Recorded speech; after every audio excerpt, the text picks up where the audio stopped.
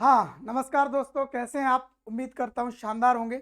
जैसा कि मैंने पिछले वीडियो में बताया था कि परीक्षा एकदम सर पर है, एकदम सामने है, मार्च में आने वाली है।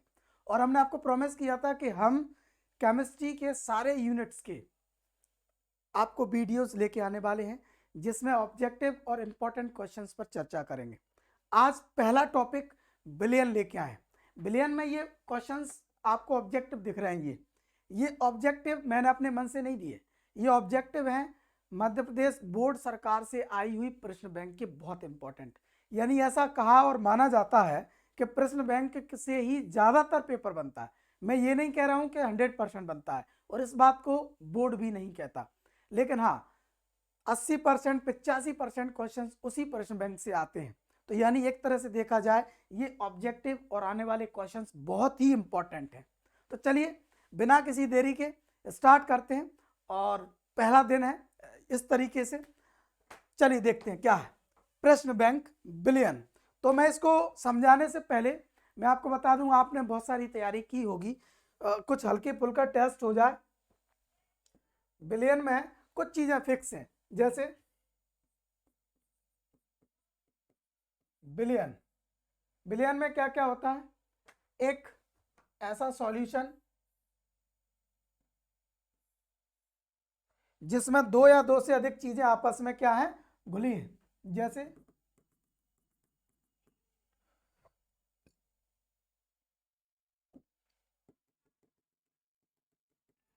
ये दो चीजों से मिलकर के एक चीज बनती है। इसमें एक होता है विलेय और एक होता है विलायक। यानी इसमें यदि अपन बात करें तो ये होगा आपका जो ज्यादा है वो विलायक, और जो कम है वो हो जाएगा आपका क्या, विलेय। ये क्या होगा आपका, विलेय। ऐसा कुछ टॉपिक अपन पूरा पढ़ चुके हैं। ठीक, ये मैंने थोड़ा सा याद दिलाने के लिए कि हम कौन से यूनिट के बारे में पढ़ने वाले हैं, तो इतने से आपको दिमाग आ जाएगा। पहला यूनिट है बिलियन, उसका पहला क्वेश्चन क्या, गैसों का द्रव्य विलेयता का नियम दिया था। देखिए, अब आपको पता हो कि इस यूनिट में कितने नियम है, तो आपको पता हो इस यूनिट में नियम है, जैसे बार्नठॉप का नियम है, बार्नठॉप, एक राउल्ट का नियम है, एक हेनरी का नियम है। इन सारे नियमों में से एक नियम ऐसा है जो किस पर आधारित है, गैसों का द्रव्य विलेयता। गैसों का द्रव्य विलेयता से मतलब हुआ आपका, यानी एक ये द्रव है, ठीक, और इस द्रव में अपन क्या घोलने वाले हैं, इस द्रव में घोलने वाले हैं अपन गैस। ठीक, ये आपकी गैस है और ये आपका द्रव है। ठीक, तो द्रव में गैस घोल रहे हैं।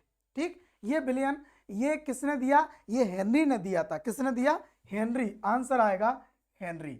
अब ये याद कैसे रहेगा, इसकी और कहानी, इससे क्वेश्चन कैसे बन सकते हैं, तो लगे हाथ हेनरी का नियम भी समझ लीजिए।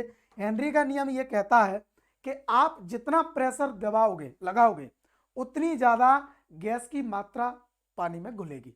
ठीक, यानी P समानुपाती इसका नियम था कि M समानुपाती P, M समानुपाती P मतलब M होता है घुले गए गैस की मात्रा और P होता है आपका प्रेशर। यानी जितना ज्यादा प्रेशर लगाओगे उतनी ज्यादा मात्रा घुलेगी। ठीक, तो यानी मैं एक सवाल तो सॉल्व करवा ही रहा हूं, इसके साथ साथ उससे जुड़े हुए और भी सवाल आपके दिमाग में बैठ जाएंगे। ठीक, चलिए, पीतल है, पीतल है। अब पीतल क्या है, अब देखिए, गैस विलयन है क्या, नहीं है। द्रव विलयन है क्या, नहीं है। कोलाइडी विलयन है क्या, नहीं है। अब आप बोलो सर आपने ये क्यों नहीं बोला, अरे भाई जो चीज आपको ऑब्जेक्टिव सॉल्व करने की सबसे अच्छी विधि ये है कि आप सही ढूंढने से बेहतर है आप गलत ढूंढिए। ठीक, आप पहले ऐसी ऐसे आंसर खोज लीजिए जो हो ही नहीं सकते। अब बताओ, पीतल गैस विलयन हो सकता है क्या, नहीं हो सकता, तो सबसे पहले इसमें क्रॉस लगाओ।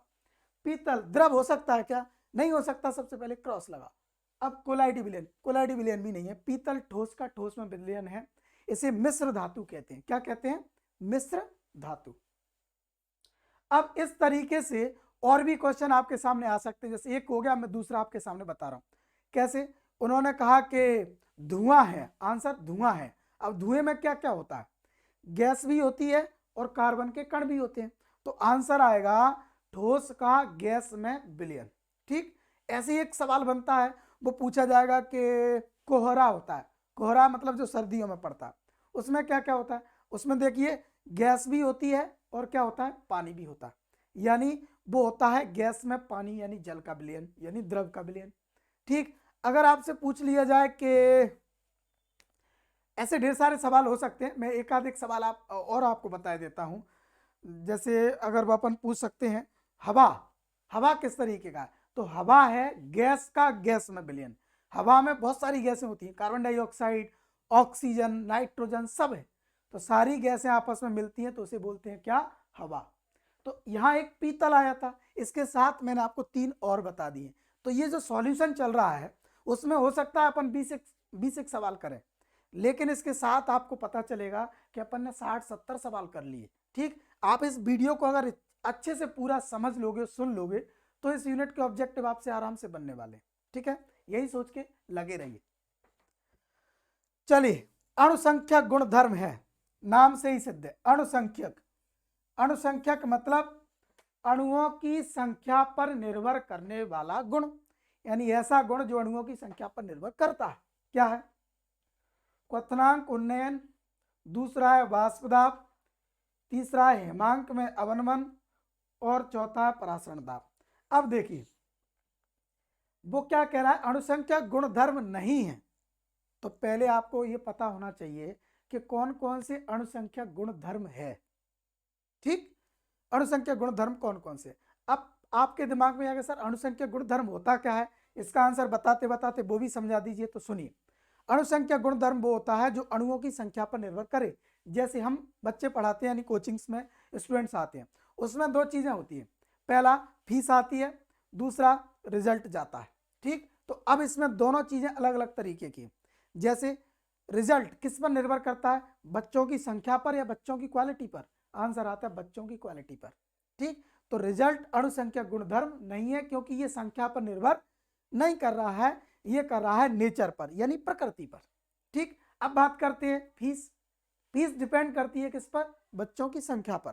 बच्चों की संख्या ज्यादा होगी तो फीस ज्यादा आएगी, यानी फीस अणुसंख्यक गुणधर्म है। समझ गए? ऐसे ही केमिस्ट्री के अंदर 4 अणुसंख्यक गुणधर्म होते हैं। कौन कौन से? वाष्प दाब में आपेक्षिक अवनमन, क्वथनांक में उन्नयन, हिमांक में अवनमन और परासरण दाब। अब देख लीजिए इनमें से कौन सा नहीं है। तो अपने पास आंसर आ गया वाष्प दाब। ये आंसर नहीं है। क्यों? क्योंकि वाष्प दाब में आपेक्षिक अवनमन होता है क्या, आपका अणुसंख्यक गुणधर्म, लेकिन वाष्प दाब नहीं होता। ठीक है, आगे 1000 ग्राम विलायक में उपस्थित विलेय के मूलों की संख्या को कहते हैं, आंसर आएगा मोललता। अब मैं ये एक सवाल के साथ आपका ढेर सारे क्वेश्चंस के आंसर आपको बता दूंगा। जैसे पहला मोलरता, मोललता, नॉर्मलता, फॉर्मलता, पीपीएम, मूल प्रभाष, इतनी सारी चीजों की परिभाषा है। उनमें से सबकी परिभाषा कैसे? मोलरता मतलब एक मोल को आप किस में घोल रहे हो, मोलों की संख्या को किस में घोल रहे हो? 1 लीटर में, यानी 1 लीटर में यदि मोल घुले होंगे तो उसे बोलेंगे मोलरता। ठीक, अगर 1 किलोग्राम विलायक में घुले होंगे वही मोल तो क्या बोल देंगे उसके? मोललता। ठीक, और अगर ग्राम इक्विवेलेंट घोल दिए गए, ग्राम तुल्यांक घोल दिए गए 1 लीटर बिलियन में तो उसे बोलेंगे क्या? नॉर्मलता। समझ गए? तो ये 3 क्वेश्चन है, यहाँ एक है लेकिन मैंने आपको 3 बता दिए। ठीक है, तो यहाँ 1000 ग्राम विलायक, जब भी बात विलायक की आएगी आंसर मोललता लगेगा। क्या लगेगा? मोललता, छोटी बहन ऑफ मोलरता। समझ गए? यानी मोललता, मोलरता में बड़ा कंफ्यूजन होता है लोगों को, तो समझ लीजिए जो कैपिटल एम यानी बड्डी वो मोलरता, रस्सी वाला, और जो छोटी स्मॉल एम मतलब मोललता। मोलरता में हम 1 मोल को किस में घोलते हैं? 1 लीटर बिलियन में घोलते हैं। मोललता में 1 मोल को हम किस में घोलते हैं? 1 किलो विलायक में घोलते हैं। ठीक है भाई साहब, बहुत बढ़िया। चलिए, तो ये हो गए आपके ऑब्जेक्टिव। आगे बढ़ते हैं। रिक्त स्थानों की पूर्ति करनी है आपको। रिक्त स्थानों की पूर्ति करते हैं भाई। देखिए एक आदर्श विलयन वह है जो सभी परिस्थितियों में नियम का पालन करता है। कौन से नियम का पालन करता है? हमने कहा ना, अपने इस यूनिट में कितने विलयन, कितने नियम है? हेनरी का नियम है, बार्नटॉप समीकरण है, राउल्ट का नियम है। इनमें से आंसर आता है राउल्ट का नियम। कौन सा नियम? राउल्ट का नियम। तो यहां पर आ जाएगा राउल्ट का नियम। ठीक, राउल्ट का नियम यह कहता है कि अगर आप दो विलेय और विलायकों को जोड़ रहे हो, मिला रहे हो, एक विलयन बना रहे हो, तो विलेय का वाष्प दाब, विलायक का वाष्प दाब और दोनों को मिलाओगे तो विलयन का वाष्प दाब आना चाहिए। दोनों में कोई भी अंतर नहीं होना चाहिए। यानी ऐसे, ठीक ऐसे जैसे A प्लस बी बराबर A प्लस बी, यानी जितना इन दोनों का अलग अलग है उतना ही उन दोनों का अलग अलग है। न तो आयतन बढ़ता है डेल्टा बी बराबर 0, न ऊष्मा बदलती है यानी डेल्टा एच बराबर 0। ये सारी कंडीशन किसकी होती हैं? आदर्श विलयन की होती है। ठीक है बाबू। और वैसे ये सारी बातें अपने बच्चों पर भी लागू होती हैं। आदर्श बच्चे भी होते हैं। आप बोलोगे सर आदर्श बच्चे होते हैं, आदर्श टीचर्स नहीं होते? होते हैं।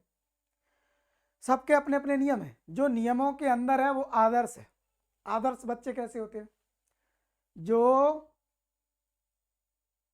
अनुशासन में रहे, अनुशासन के नियम का पालन करे, जो शिष्टाचार के नियम का पालन करे, ठीक, जो आज्ञाकारी हो, जो मेहनती हो, जो अपने लक्ष्य की ओर लगातार अग्रसर हो, जो किसी से कोई लफड़ाबाजी नहीं रखता हो, ऐसे बच्चे आदर्श। बोले सर रहने दो, ऐसे नहीं मिल रहे हैं कहीं, आप कुछ और पढ़ाओ।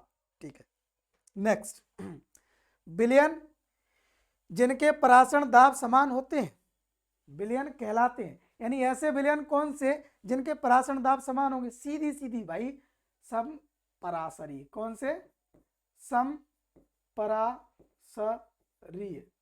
ठीक, तो समपरासरी, तो ऐसे विलयन जिनके परासरण दाब समान होते हैं उन्हें कहते हैं समपरासरी।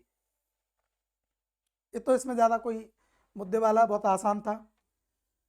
अणुसंख्या गुणधर्म विलयन के निश्चित आयतन में डैश डैश डैश के कणों की संख्या पर निर्भर करता है। देखिए अणुसंख्या गुणधर्म, मैंने अभी कहा ना, अणुसंख्या गुणधर्म किसकी संख्या पर निर्भर करता है? आंसर बोला सर अणुओं की संख्या पर। ठीक है, अब किसके अणुओं की संख्या पर? विलेय के अणुओं की संख्या पर, विलायक के अणुओं की संख्या पर, या पूरे विलयन के अणुओं की संख्या पर? तो आंसर आएगा केवल विलेय के अणुओं की संख्या पर। किस पर बाबू? केवल विलेय के अणुओं की संख्या पर। तो आंसर आ जाएगा इसमें विलेय। इसको याद रखने के लिए ध्यान रखिए, फीस अभी बताया था ना कैसा अणुसंख्या गुणधर्म है, किस पर निर्भर करती है? टीचरों की संख्या पर, बच्चों की संख्या पर, या टीचर बच्चों दोनों की संख्या पर? आंसर आएगा केवल बच्चों की संख्या पर। समझ गए बाबू? Okay, next, dash dash dash विलयन में निश्चित ताप पर विलेय की और अधिक मात्रा नहीं घोली जा सकती। इसको समझाने के लिए हमने कहा था विलयन मूलतः सांद्रता के आधार पर कितने प्रकार के होते हैं? संतृप्त, असंतृप्त और अति संतृप्त। ठीक, संतृप्त वो जो, जैसे मान लीजिए ये पानी की बोतल है, इस बोतल में आपने शक्कर घोल दी, इतनी शक्कर घोल दो कि उसके बाद पानी मना कर दे, भैया आई कांट घोल पाएंगे, मतलब सॉरी वो अंग्रेजी में निकल गया, मजाक मजाक में। अपनी वैसे अंग्रेजी बहुत ताबड़तोड़ है बाबा, क्या अपन बोलते नहीं है क्योंकि यहाँ लोगों को समझ में नहीं आएगी इसीलिए। तो हम क्या कह रहे थे कि इसमें शक्कर इतनी घोल दो कि बाद में पानी मना कर दे कि अब रहने दो, अब इससे ज्यादा नहीं घोल पाएंगे, उस स्थिति को हम बोलेंगे संतृप्त। ठीक, अब दूसरी स्थिति, मान लो उसमें अपन ने इतनी शक्कर घोली कि पानी का मन करे कि नहीं यार थोड़ी सी और घोल दो, उसे कहेंगे असंतृप्त, मतलब असंतुष्टि। ठीक, अब मान लीजिए तीसरी स्थिति कि जब आप इसमें इतनी शक्कर घोल दो कि ये मना करे तब भी जबरन घोलो, और नहीं घोल रहा है तो उसे गर्म कर दो, चाशनी बना दो, उसे कहते हैं अति संतृप्त। समझ गए? यानी असंतुष्ट यानी असंतृप्त वे होते हैं जिनमें और घोला जा सकता है, और संतृप्त वो होते हैं जिनमें और नहीं घोला जा सकता। समझ गए? जैसे और मात्रा नहीं घोली जा सकती। भाई संतुष्ट है, कंप्लीट है, उसको नहीं चाहिए इसके आगे, तो वो क्या होगा? संतृप्त। तो इसका आंसर आ जाएगा संतृप्त। ठीक, आगे देखिए, अर्धपारगम्य झिल्ली से केवल किसके अणु निकलते हैं? अब अर्धपारगम्य झिल्ली से याद आया, आपने चाय देखी है? चाय देखी होगी भाई। चाय पीने से पहले छानी जाती है और छानने से पहले चाय बनाई जाती है, इतना मालूम है आपको? गुड। तो चाय से याद आया, मेरी चाय रखी है, मैं आपको थोड़ा सा चाय पी के बता देता हूँ। बहुत देर की रखी थी बेचारी, ज़्यादा टेंशन लेने की जरूरत नहीं है। तो मैं ये कह रहा था कि चाय, अब देखिए किस्मत देखो चाय की, उदाहरण के लिए रखी थी अभी तक। तो इसको जब अपन छानते हैं तो आपने देखा होगा छन्नी में कुछ रह जाता है, चाय पत्ती रह जाती है, ये नीचे निकल जाती है। अगर अपन दोनों को विलयन मान लें, इसको और पत्ती को डाल के विलयन मान लें, विलयन होता नहीं है लेकिन मान लें थोड़ी देर के लिए, तो आप मुझे बताइए ये जो मैं पी रहा हूँ ये क्या काम करेगा? विलायक करेगा, क्योंकि ये ज़्यादा है। और वो पत्ती कैसे काम करेगी? विले। समझ गए? कुछ लोग कह रहे थे अंदर ही अंदर, उनको बोलते हैं विले। तो जब छानेंगे तो क्या निकल रहा है? ये नीचे निकलता है या पत्ती नीचे निकलती है? बोले सर ये निकलता है। तो ये क्या है? ये विलायक है। तो किसके अर्धपारगम झिल्ली से क्या निकल जाता है आपका? विलायक निकल जाता है। ठीक है, यानी ऐसी झिल्ली जिसमें से पतला पतला निकल जाता है, गाढ़ा गाढ़ा रह जाता है, उसे कहते हैं विलायक। ठीक है, ये हो गए आपके इंपॉर्टेंट, महा इंपॉर्टेंट रिक्त स्थान इस यूनिट के। आगे बढ़ते हैं। अब जोड़ी मिलाओ। रब ने बना दी जोड़ी, रब ने बना दी जोड़ी। ये रब ने नहीं बनाई है, ये एमपी बोर्ड वालों ने बनाई और आपको मिलानी है। लोग कहते हैं ना भगवान ने जोड़ी मिला के भेजी है, गलत कहते हैं। उनको बताओ कि जोड़ी तो यहाँ हमें बनानी पड़ रही है। ठीक है, अगर रब ने बनाई होती तो हम जोड़ी बनाते क्यों? इधर अपने को बनी बनाई मिल जाती। लेकिन अब क्या करें, भगवान के भी काम अपने को करने पड़ रहे हैं। देखो, गैस का द्रव्य विलयन, गैस का द्रव्य विलयन। अब गैस का द्रव्य में, यानी द्रव ज्यादा है और गैस उसमें कम है। ऐसा मान लो जो पानी की बोतल है, इसमें पानी भरा है, उसके अंदर गैस भर दो, ये इसकी बात कर रहा है। तो ऐसा कहाँ कौन सा होता है बताओ? ये आदर्श विलयन होता है, विलय की कण संख्या होता है, सांद्र विलयन, धुआं नहीं, सोडा वाटर होता है। बताओ क्यों? क्योंकि सोडा वाटर की बोतल को आप कभी भी खोलोगे ना तो ढक से आवाज आती है, इसमें से कुछ न कुछ गैस निकलती हुई आपको ऊपर दिखती है। तो समझ गए, क्योंकि उस बोतल के अंदर गैस घुली रहती है। तो जो मिल जाएगा अपना ऐसे, समझ गए बाबा? अब कलर बदल बदल के मिलाएंगे। ठोस का गैस में विलयन, ठोस का गैस में, मैंने अभी कहा ना कि गैस ज्यादा है और उसके अंदर ठोस भरे हैं। तो ये कहाँ पाया जाता है? ये पाया जाता है बाबा धुआं में। आपने धुआं देखा ना? आपने देखा होगा भैया, अपन ने तो नहीं देखा, अपन ने दूर से देखा है। ठीक है, अपन ने दूर से देखा है, बहुत घुटन होती है, नहीं पीना चाहिए, और सिगरेट। ठीक है, तो उसमें जब अपन धुएं को देख रहे होते हैं तो उसमें क्या होता है? गैस ज्यादा होती है और छोटे छोटे कण कम होते हैं। ठीक है, तो वो हो गया गैस में ठोस का विलयन, तो वो हो गया धुआं बिना किसी समस्या के। ठीक, अणुसंख्यक गुणधर्म किस पर निर्भर करते हैं बाबा? अभी थोड़ी देर बाद। अणुसंख्यक गुणधर्म किस पर निर्भर करते हैं? विलय के कणों की संख्या पर। तो ये आ जाएगा आपका क्या? नहीं ये हो नहीं सकता। ये देखिए, अब राउल्ट के नियम का पालन, राउल्ट के नियम का पालन जो करते हैं वो क्या कहलाते हैं बाबा? आदर्श विलयन। क्या कहलाते हैं? आदर्श विलयन। और जब सबकी जोड़ी बन जाए और दो लोग अधूरे रह जाएं तो उनको बिना किसी गणित लगाए मिला दो। अधिक मात्रा में विलय की मात्रा क्या कहलाती है? सांद्र विलयन। यानी जब अति हो जाए ना, जबरन मिला दो, तो उसे कहते हैं अपन क्या? सांद्र विलयन। ये आपकी जोड़ी हो गई। मैं आपको ऐसा इसीलिए पढ़ा रहा हूं क्योंकि एक बार आप सुन लोगे मेरे मुखारबिंद से तो आप भूलोगे नहीं, ऐसा माना जाता है और ये सही भी। ठीक है, ठीक है भाई साहब।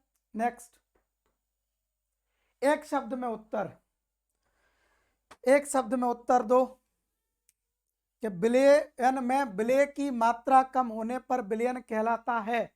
देखिए अभी ये तीन तरीके से होगा। एक विलयन यही बोतल ले लो, बोतल भी सोच रही होगी हमें बहुत बोल ले रहे हैं बार बार, बोतल से कोई ताल्लुकात नहीं है, ये पानी की बोतल है ना। इसमें मान लीजिए पानी भर दो, अरे भर दो भाई, भर दिया, ठीक है। अब इसके अंदर अपन क्या मिला सकते हैं? आप लोग बोल रहे हो सर पानी की बोतल में अपन कुछ भी मिला सकते हैं। आप जो सोच रहे हो वो बिल्कुल नहीं मिलाना है। इसमें अपन मिट्टी डालते हैं, जरा सी मिट्टी डालिए और हिला दीजिए, ठीक। फिर दूसरी बोतल लो, उसमें भी उतना ही पानी लो, लेकिन उसमें बोतल में मिट्टी बहुत ज़्यादा डाल दो और फिर उसे मिला। फिर दोनों बोतलों को आप देखो कौन सी बोतल का पानी यानी विलयन जो है वो पतला रहेगा, किसका रहेगा? आंसर सर जिसमें मिट्टी कम रहेगी वो पतला रहेगा। और पतले को केमिस्ट्री में क्या बोलते हैं? तनु। क्या बोलते हैं? तनु। एक बार की बात बता रहे हैं, हम 2018-17 के फेस में पढ़ा रहे थे, तो एक क्लास में बालिका थी, कन्या लड़की, तो हमने कहा कि तनु का मतलब पतला होता है। अब सामने ही तनु बैठी थी, अब तनु आसपास देख के गुस्सा हो गई। क्यों? क्योंकि वो ऊपर वाले की कृपा से, घर वालों की खान पान की मेहनत से वो थोड़ी मतलब पतली नहीं थी, सीधी बात ही है। जब वो पतली नहीं थी तो वो बाद में बच्चों से कहने लगी, बोले सर हमारी मजाक उड़ा रहे हैं, हम पतले नहीं है। ऐसा नहीं है, तनु का मतलब वो तनु नहीं है, तनु का मतलब पतला होता है, ठीक है। तो उसे हम क्या कहते हैं? तनु विलयन। क्या कहते हैं बाबा? तनु विलयन। प्रति लीटर विलयन में विलय के ग्राम तुल्यांकों की संख्या कहलाती है तुल्यांकी चालकता, ठीक है। प्रति लीटर विलयन में विलय के ग्राम तुल्यांकों की संख्या कहलाती है तुल्यांकी चालकता की जगह पर इसको कह सकते हैं नॉर्मलता। इसमें बाई फॉल्ट गलत लिखा गया है, नॉर्मलता। उसे क्या कहते हैं? नॉर्मलता। और अगर इसको ऐसे पूछते कि 1 लीटर विलयन में घुले हुए ग्राम तुल्यांकों की वजह से जो चालकता होती है उसे क्या कहते हैं? तो आंसर आता तुल्यांकी चालकता, ठीक। जो गुण जो विलय के कणों की संख्या पर निर्भर करता है, गुण जो विलय की कणों की संख्या पर निर्भर करता है, क्या कहलाता है? अणु संख्या गुणधर्म। अभी थोड़ी देर पहले ही बताया था, अणुओं की संख्या पर निर्भर करने वाला गुण अणु संख्या गुणधर्म। आगे देखिए, विलयन के किसी घटक के मोलों की संख्या तथा विलयन के सभी घटकों के कुल मोलों की संख्या का अनुपात कहलाता है मोल प्रभाज। देखिए इसको थोड़ा सा समझने की जरूरत है। क्या कह रहा है?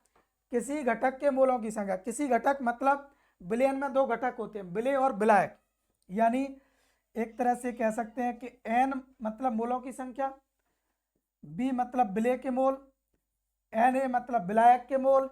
इन दोनों को जोड़ दोगे तो ये हो जाएगा NS मतलब विलयन के मोल, ठीक। अब इसकी और इनमें से कोई एक, यानी आप ले लो Na/Na प्लस NB, तो ये हो गया मूल प्रभाज। क्या हो गया? मूल प्रभाज। किसका? जो ऊपर ले रहे हैं उसी का। यहाँ ए लेंगे तो यहाँ भी ए आएगा, और यहाँ बी लेंगे तो यहाँ पर भी क्या आ जाएगा? बी, यानी NB/Na प्लस NB, ठीक। तो ये हो गया आपका विलायक का मूल प्रभाज, ये हो गया आपका विलय का मूल प्रभाज, ठीक है। अब आखिरी है विलयन जो बिना संघटन बदले एक ही ताप पर आश्रित होता है उसे कहते हैं स्थिर क्वाथी मिश्रण। क्या बोलते हैं? स्थिर क्वाथी मिश्रण, नाम से ही सिद्ध है। स्थिर मतलब कांस्टेंट, क्वाथी मतलब क्वथनांक, जिसका क्वथनांक नहीं बदला उसे कहते हैं स्थिर क्वाथी मिश्रण। मुझे लगता है आपको आसानी से समझ में आ रही होंगी चीजें। आगे देखिए, यहां जाकर के आपके इंपॉर्टेंट ऑब्जेक्टिव हो गए हैं खत्म, ठीक है। अब नेक्स्ट स्लाइड में इसके नीचे ही जो बनाने वाला हूं, जरा सा पानी पी लो, इसके बाद अपन स्टार्ट करने वाले हैं इंपॉर्टेंट क्वेश्चंस ऑफ सॉल्यूशन। यानी सॉल्यूशन के अंदर क्वेश्चन तो बहुत हैं, लेकिन हमें कौन से अच्छे से पढ़ने चाहिए और किसके अंदर क्या क्या लॉजिक है, छोटा छोटा सा मैं इसका आगे स्टार्ट कर रहा हूँ। ये पहला लेक्चर है आपके तक और पहुँच ही जाएगा बहुत जल्द। और आप देख रहे हैं, ऐसा मानिए आप देख रहे हैं तो इसको आगे से लोगों तक पहुँचाइए, ताकि मुझे जो मेहनत कर रहा हूँ उसमें अच्छा लगेगा। Thank you.